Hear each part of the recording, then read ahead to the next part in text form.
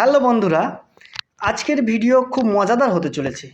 কেননা আজকের ভিডিওতে এমন এমন অঙ্ক নিয়ে আসা হয়েছে যেগুলো আপনাকে পরীক্ষায় টেনশন দেয়, কিন্তু আজ থেকে আর সেটা নয়।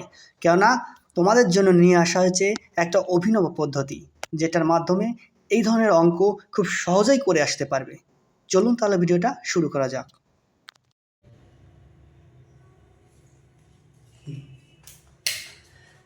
কোনো আসল 25 বছরে সুদে আসলে 3 গুণ হলে সুদের হার কত? বন্ধুরা ভালো করে দেখুন, বলেছে 25 বছরে সুদে আসলে 3 গুণ।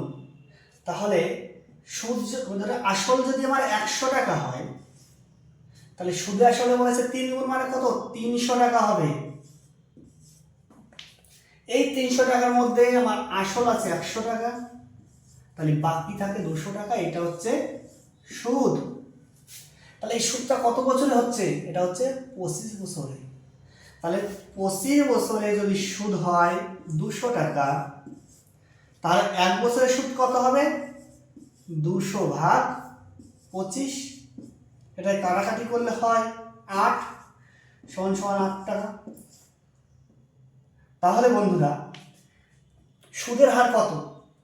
প্রতি বছরে যে 8 টাকা হয়, তাহলে 8 টাকাই হচ্ছে সুদের হার।